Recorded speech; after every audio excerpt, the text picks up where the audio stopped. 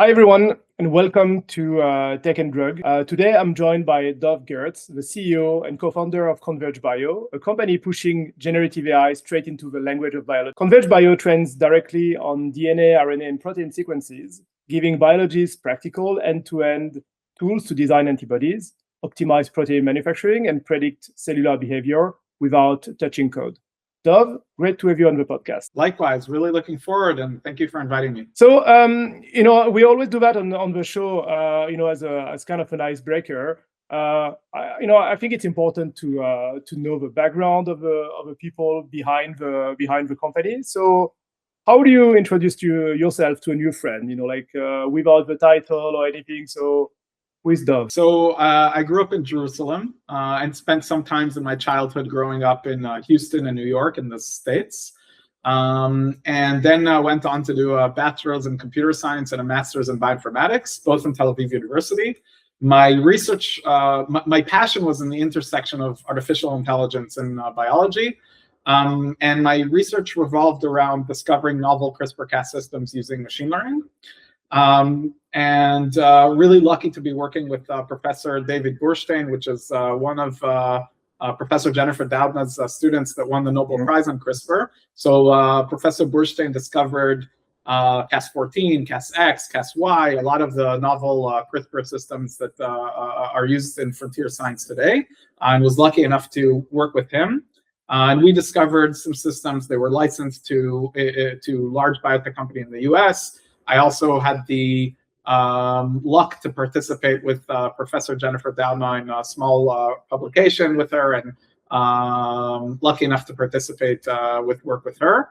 So that's myself, and today the CEO of Converge Bio. Cool. So you mentioned two things. I mean, you started on the computer side of things and then moved to biology, which I think today is certainly the best background that you can imagine, but it's still unusual. I don't think that there is, or maybe there is. So if anyone watching the show knows about that, academic training preparing for what we are going through now. This interface between technology and biology. So we have either people who were trained in technology who now learns biology, or the other way around. But that creates a lot of friction. So how come, what is it that you saw that we did? Yeah, first of all, it's been a passion of mine forever. I really love evolution. I think that a lot of the answers to life's mysteries are solved through understanding genetics, evolution, microbiology, and I've always been fascinated by it. Together with that, I'm fascinated with artificial intelligence and algorithmic design, and also other nerdy things like data structures and whatnot. And it's just two passions of mine, and I found myself finding the intersection of both, and lucky to be working there. I have to say that I think that more and more people that are interested in artificial intelligence are pivoting their focus to how to harness artificial intelligence on biological and molecular data at large. Within even my faculty that I studied in Tel Aviv University, it's becoming now really big, the bioinformatics track of interacting between them. So I think we're going to see a wave of new amazing academics that are really from that intersection. Do you feel that it's great to see that things are evolving, and now that people in universities start to realize, okay, we actually need to work on that and make sure that we train people at the intersection. But at the moment, with people that you meet both in your company or in the companies that you're working with, do you feel that there is a bit of friction between the tech approach and the biology approach, or everything is going perfect? No, so I think I'll say where there's no friction and where there is friction. First of all, most of the scientists here on the team that are on the research side come from the intersection. So they're scientists that know both are very good biologists and very good AI engineers. On the research side, we're very strongly focused on folks that come from both areas. So I'll start by saying that as a discipline, I think that the frustrations from artificial intelligence, machine learning, at large within the biological realm come from the lack of quality data. Now, if you had someone who's working on natural language processing or computer vision or audio, where there's an abundance of quality data, and that's kind of the main constraints of modeling, and put them to work on biological data, then the frustration is very hard. As it's much harder in terms of really getting to the quality data with molecular data. Now, specifically in our organization, all of the research team is trained on the intersection of both areas, so nothing is a surprise. I don't see any friction here, but as a discipline at large, I can see where the frictions can occur. So yeah, I mean, moving on, like really talking about how our field is evolving. When I talk to entrepreneurs, in general, there is always something that really got them into into starting what they do, and often, like you need to be a bit crazy to do it because it's going to be hard. These are problems that haven't been solved, sometimes for a good reason. So, what are the things that you really obsess about, that got you to do what you're doing now? Like maybe the scientific problem, the business problem, what is it that you obsess about? Yeah, no, I think ultimately, I want to be working on extremely difficult challenges on the one hand that have very good impact on the world. And I think I can't think of a better challenge to work on right now of how to harness artificial intelligence to deliver better drugs to patients. Both from a theoretical level of this is probably one of the hardest computational questions you could ask, and from an ethical level of this is actually, okay, let's use our compute power and modeling capabilities in order to create better medications for patients. So that's what gets me up every morning with all the passion to work on this problem. So drug discovery is big. I mean, and there are there are 1,000 steps and 1,000 problems. So what are the specific problems that you really want to focus your energy on? Okay, so what we've focused on, in essence, Converge Bio, what we're building is a platform ultimately trying to support end-to-end the whole drug discovery system, from target discovery to drug discovery to CMC processes and clinical development. And we've identified areas of interest that we believe are the lowest hanging fruits where we can provide relatively near time value with the level of science that we are today. And we've started from there 2 years ago. And those areas were within target discovery, using transcriptomic data to discover novel targets and novel biomarkers. Within antibody design, then to use our modeling of antibodies to design superior antibodies with our computational methods. And finally, within CMC stages, to produce proteins with higher yield. So those are areas that we started with 2 years ago. And now today already showing state-of-the-art results across the board in those 3 solutions. We have a research team for each one of those buckets that is working on each one of those areas. And we support our customers with a system that allows them to consume this technology across the life cycle of the drug development, where they have one trusted AI vendor to support them across that process. So we'll come back to Converge Bio and and what you do and how you do it and how is it different from other company a little bit later. But if we go back again to to the problem of drug discovery and development, as I said, I mean there are so many things that we can focus on, and you mentioned a number of those challenges that you're already focusing on. What do you think are problems that or let me turn it in a different way. So for those things that you mentioned, what is it that is fundamentally unsatisfying today about how we are addressing those problems? So if we start, for instance, with target selection, because the thing I have in mind is that we still see a lot of phase 3, and in many ways, like you have my naive way of understanding a phase 3 failure is, first of all, it should never happen because it's been years you're working on something and it costs a lot.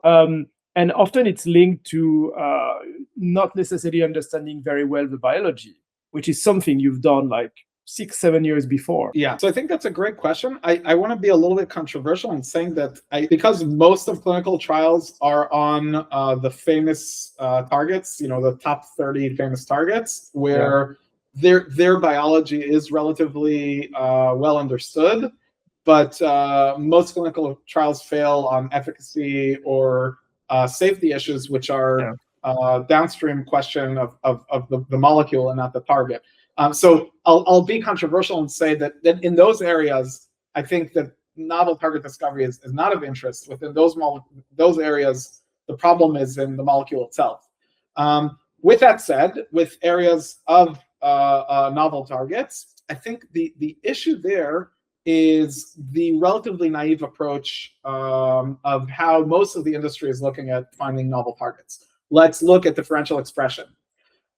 So differential expression, for whoever is not aware of that, so it's just looking at the different expression patterns of healthy or diseased tissue or responders versus non-responders, and finding the differential expressing patterns, the naive patterns. And that allows you to find the naive targets. Now, the way that we, and I think in the last 2-3 years of generative modeling, we look at things is to harness generative technology to understand in a deep way the cellular interactions within the same tissue, to identify targets that not necessarily are caused by differentially expressed targets, but can have some sort of underlying biology that's more complex. And asking our models to identify that underlying. And we've managed, and we're preparing our paper, which is going to be released hopefully in the near future,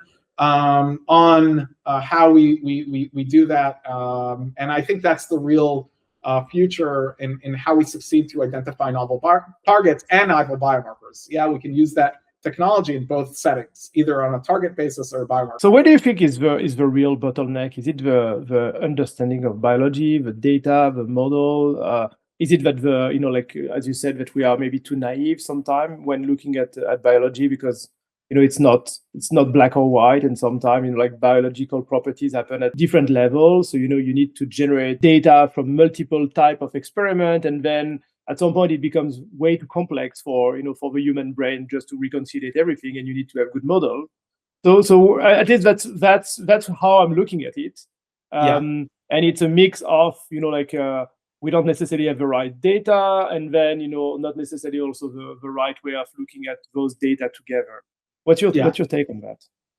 First of all, I love the question. I think in general, in any modeling problem, then the 3 core bottlenecks that you can think of are data, model architectures, and computational infrastructure.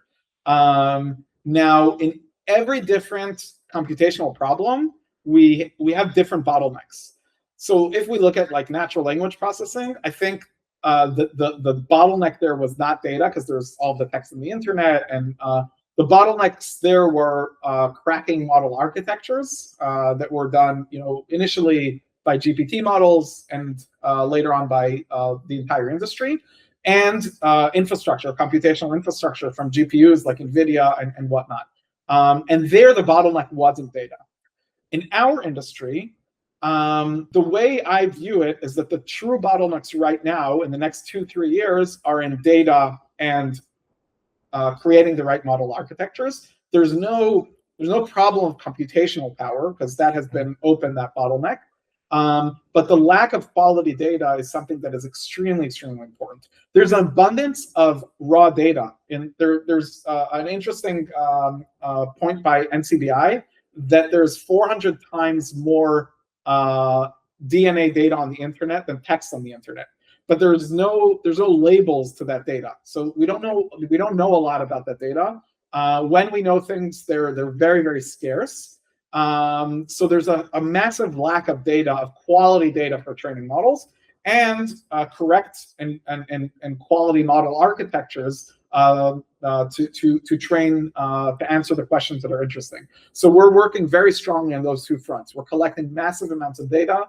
and rigorously working on building better and better and better model architectures to improve prediction and generation. So what do you think about this trend now, having more high throughput labs or autonomous labs? So we've seen that, in the past few years, where I think what you said, is widely recognized. When you're living in a certain bubble on LinkedIn where everyone is talking about the same thing, but where people are like, well, we need more quality data, and we need to produce that at a higher pace and cheaper.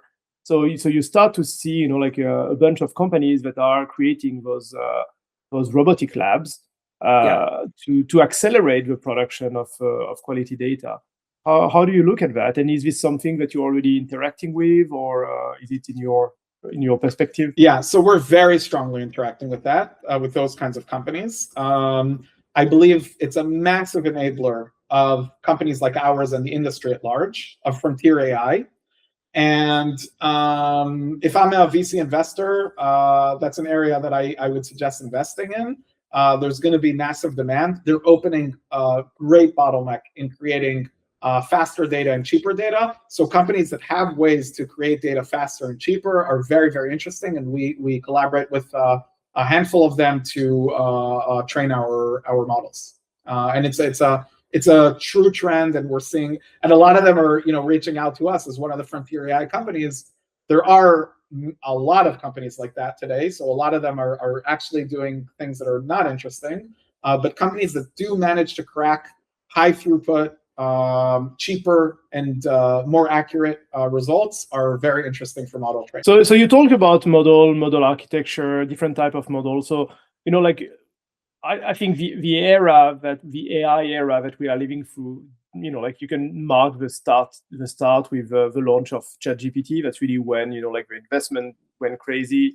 And then, everyone started to train and develop their own LLM, but we know there is more than just LLMs. Yann LeCun, for instance, left Meta because his thing is around world model, which didn't necessarily align with what Meta wanted to do. So do you have a view on that? Like, what are the AI model that works today? What are the limitations of what we are using today? What are the emerging models that you get really excited about? Yeah, so that's a very good question. I'll say, as a principle, we have no thesis that one model architecture is better than the others. So we use language models, we use diffusion models, we use traditional deep learning models, we use traditional machine learning models when simplistic questions can be handled. And you don't need the very strong firepower of large models. So we're not tied to any particular model architecture, and it is going to be very interesting. We are very careful today to explain exactly how our model architectures are built, but once we are going to publish them, we will be very open about it. And hopefully the world will see. But it is an assortment of different architectures and different strategies that we go through, and not to lean only on, okay, we will only do diffusion models, because I don't think that's the right way to think of things. I don't think OpenAI or Anthropic thinks that way either. Each subset of problems has architectures that fit them. And there's a lot of experimentations with different model architectures until we get the best performance. I was at a meeting a couple of weeks ago, organized by a tech company, and they said something that I found interesting and a bit provocative as well. So they asked all the audience, if we give you 1,000 new employees tomorrow, what do you do with them? And they were of course they were talking about agents, and they are like, so now that's the question that we're asking.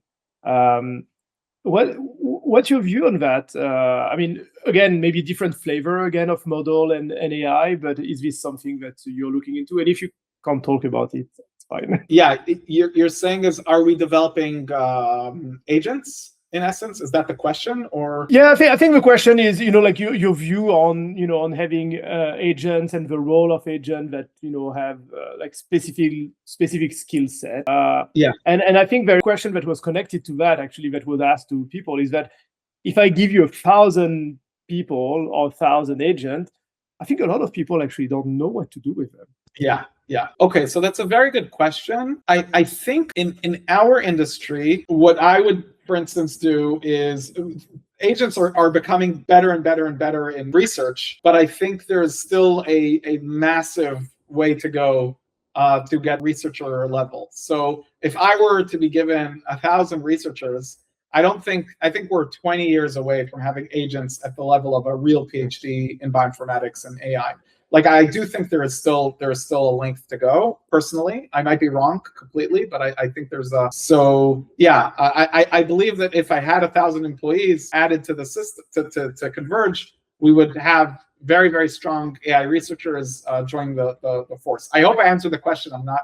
Yeah, no, that's good, but that's not an easy question. Last year, that's when agents started to be, to be the trend. I think this year, everyone is trying to sell their version of agent. We are often, unfortunately, with AI in this situation where there is a tool, and then people are looking for things. Hey, I'm being given this tool. What do I do with it? Instead of starting with a question, which kind of brings me to the maybe the last AI related question, or AI model related question, is that what do you think really works well, with AI today, and what do you think still need quite a lot of fundamental work? Yeah, so I think in our area, then AI works well where it has a lot of samples of data to learn from. And within the molecular level, like ours, so there's just areas with less data, and we're working rigorously to create more data around it. And I'll say that in the areas with fewer data points, that's the area where there's lower performance. Good. So let's move on to Converge. So Yeah. you talked a bit about it at the beginning, but what drove you to start Converge Bio? So you could have joined, like a lot of AI companies. Now there are hundreds, and that's the thing I'm always asking to people. There are hundreds of AI companies active in biology. So why did you start Converge Bio? And then you'll tell me, what is it that you want to build that is different from the hundreds that are on the market at the moment? Yeah, so that's very interesting. So the company started from Oded, my co-founder. Oded led a group of AI engineers and engineers in general, of 20 engineers in a cybersecurity company here in Israel. And during COVID, Oded's a super curious guy. He trained LLMs directly on sequences of the COVID virus, the RNA sequence of the virus, and used it to classify the variants into different types of COVID successfully. And we kind of were chatting about what can we do with that technology. And the idea is that there was such a gap in modeling and being able to actually use this technology in the hands of biologists that we wanted to really lean into. And that's kind of where things started. And for me, on a personal level, I use traditional machine learning methods and a little bit of artificial intelligence of deep neural networks in my research way back when. But it was very inferior systems to what we're capable of doing today. And I wanted to build the systems that I wanted to use as a scientist, and really happy to do this in our organization. So if you had to pitch to pitch Converge, or when you had to pitch initially to investors, what was your initial pitch? So that's what we do, that's why we are different. Yeah, so the initial pitch was, and it kind of maintained the same ever since. Our goal is to empower drug developers with generative AI solutions to accelerate discovery and development. What we do different is, from a commercial standpoint, we are not a drug development company. We are a service provider. We are providing a broadly available platform for the industry for fee for service, no royalties, no milestones, extremely easy to use. That's one side of things. And on the other side of things is that we believe that with the speed of today's science, then we can be able to provide platform plays that are across the drug development life cycle, and not like a very targeted solution, extremely focused. So teams today, and this is the way we build our siloed research teams, small research teams with the power of AI, can create so much more value compared to what they could be in the past. So we build extremely good research teams focused on a big challenge, for instance, antibody design, virtual cell simulations, gene expression optimization. So we have, for each one of those, a research team, and they can be able to build state-of-the-art solutions, even though there are very few people on that team. And this has been proven as a correct thesis and allows us to run very fast, even with a very small. It's interesting that you're saying that, because I was listening to a podcast with Eli Lilly CEO Dov Gertz, and he was talking about the size of R&D teams, and he was saying the larger the R&D team in general, the less productive they are, and that they were at Eli Lilly, which is like out of all the very large company, actually the largest pharma company. They are also recognized as being quite efficient now, and especially how they are adopting AI. And he was saying that they are really trying to build small research team and give them quite a lot of freedom, not telling them what to do, giving them a direction, but not necessarily a roadmap on how to get there. And that's quite successful, quite a successful approach. Yeah, I agree. I think in our day and age, small teams can create a lot of value. Yeah, you were saying you're working on a paper, and obviously, I'd be very interested to see, when it's published. But is there anything that you can talk about, any project where you can, talk about your approach or things that you've done? Without, of course, revealing too much. Yeah, so we just published a case study publicly. So a lot of, this is just a teaser. A lot of interest is in taking a molecule and creating a bio better. In essence, looking how I can create from an existing molecule a better alternative.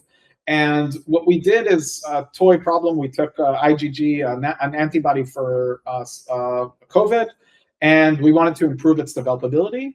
And we managed to show that by changing a lot of the CDRs and parts of the framework, we managed to both create novel intellectual property and improve developability. So that's one case study within one experimental cycle. So that's an area that's we couldn't have imagined that like previously within one experimental cycle, one design to be able to both change the intellectual property of that molecule and improve on its function. So you're mentioning your focus is not small molecule, it's antibodies. What is it that makes it so challenging to work on antibodies? What are the things that that you can do? Let me ask the question differently. Yeah, what are the key challenges that the industry has in developing antibodies that you're tackling? I would say there's massive amounts of challenges. Bringing antibodies to be better affinity, better developability, managing to bind to hard targets, managing to have specificity, not to target off targets. Humanizing antibodies. There's just endless amounts of challenges, and there are discrete challenges that our platform answers, and we're showing capabilities, experimental results in each one of these challenges in order to for our customers now to use them on our system. So what surprised you the most since building the company? I think the velocity of scientific excellence. The world today is a different place. We can create great science powered by artificial intelligence. Like AI helps science move faster. And we're in a deep tech organization. We're working on 3 different verticals. We're getting to state-of-the-art results in every one of those verticals and managing to sell them. That's not something that could have been done in less than 2 years, 4 years ago or 5 years ago, before kind of artificial intelligence. So we're very, very, very keen on bringing people in that are very bullish on using artificial intelligence in their workflows. And I think it's a massive enabler in expediting research and development. One of the last question I wanted to ask also is that I've seen this year at JP Morgan that it felt that the atmosphere around AI in pharma has changed. And what I mean by that is that, until the last couple of years, people were like, okay, like AI is important, we are experimenting, but it was what we've seen, or what I've seen a lot, is endless POCs, or POC purgatory type of thing. We start something and then it doesn't really move forward. It's not really adopted in the workflows. But it feels this year, but it's different. I told to a lot of people who say, well, now it's kind of a year of industrialization of AI in pharma. Do you have the same feeling, or do you see it differently? Yeah, we have the same feeling. I mean, my inbox has the same feeling. My email. No, it's very. I would compare, like, we founded the company early 24. 25 was better, obviously, and now what looks like insanity, in a good way. Like, and I'll explain the adoption. The adoption is because AI has been used loosely as a word. There's a very big difference between AI and generative AI. The types of technologies that we could have used 5 years ago are very different than what we can use today. And generative modeling is just a leap forward. It allows us to generate molecules. It allows us better explainability, to look into the model's head and ask, why did you make those decisions? Predictive power is better. Generative models, because of pre-training on massive data, are much better at working on small data sets. So there's just a broad value that's being created by the leap in modeling compared to artificial intelligence that was a few years ago. So just the quality of results has changed. The quality of what we can do is better. So just for instance, us on our public case studies, within we managed to create, as I said, the novel intellectual property with better developability and better binding. We've managed to take proteins and with one single iteration managed to increase their yield by 4.5x. We managed to build our virtual cell indication agnostic is always better than differential expression, always generating insights of clinical biomarkers that have been discovered after years of research. So it's just such superior technology showing such superior results that it's hard to not want to consume these pieces of technology. So last year, in 2025, I think the FDA accepted something like approved 46 drugs, so which was a little bit above the average, but not the best. I think the best year was maybe 60 or something, but it's still not a lot. Like there are 23,000 diseases, and I think there are 3,000 drugs that are on the market. So the gap between what we need and what we have is massive. And like given the time it takes to develop a drug, like 10, 12 years, if we continue at this pace, like we need another 200 years to solve all drugs, to solve all diseases. So of course, like I see AI and the type of thing we've been discussing about for the last half an hour as like the one of the best hope we had in the past few years, to really materially impact how quickly we can develop drugs. That being said, adoption takes time, and like transforming an old industry like pharma and an industry that has quite a lot of inertia takes time. So when do you think we'll start to see like a material impact to how many drugs get approved? So do we need another 5 years, 10 years? Because I think that's the one thing that we still hear from people who are like, oh, like AI is still, it's a bubble, it's still not impactful. So of course we don't see the impact now, but when we will start to see the impact? So I'm kind of asking you to take your crystal ball now. Yeah. No, I think it's a really good question. We have to remember two things when asking that question. One is that AI is not generative AI. The massive adoption now by pharma is happening now because it's a different type of technology. Generative AI is not AI. It's a different type. There are different types of model architectures, different types of training mechanisms, different animal. And so we're just now starting the adoption of generative AI that's trained on molecular data within the life science industry. So that's one thing the other thing to remember is that clinical trials or drug discovery timelines, drug discovery and developments are 10 to 15 years in the good scenario. So the question is, we'll see higher numbers of FDA-approved drugs in a decade from now, hopefully. So how do we measure ourselves until then? It's in discrete questions that are much easier to measure ourselves. How many rounds of optimizations did it take me to get to a developable antibody? How many rounds of optimizations did it take me to get to a high affinity antibody? How many rounds of optimizations did it take me to get to a production grade protein yield? How many experiments did it take me to discover a novel biomarker? So these are much easier questions to ask that we can see the ROI today, and we're proving the ROI with our customers, and they're happy and satisfied and expanding with us. Because we can show that discrete value. I think the naive question of will we see more, when are we going to see more clinically approved drugs? It's going to take a decade, just because of the physics of clinical trials, how long it takes to bring drugs into patients. So I hope that answers the question. But, No, that does. But then I think also it kind of raises a lot of interesting question around how companies are using AI or generative AI for the next steps. And I've seen a couple of companies that have been founded a bit longer than yours that have focused their first 10 years on like developing pipelines and things like that. And then now they start to have teams that are focusing on, okay, we need to tackle clinical trials because the way we do them is the big bottleneck. Yeah. So. No, I agree. I think that no matter where you look at in our industry, there's inefficiency and massive opportunity. So for closing, I still have a couple of questions. So now, if you were going back a few years and giving advice to your younger self, what is it that you would do differently? Start working on transformers earlier. Like it was there, but I didn't. I didn't incorporate it in my research, and I'm sorry I didn't do it, because I think there were some people who understood already that it's the next big thing. That's one thing. Network more. Today, like that's kind of my job, I guess, or part of my job.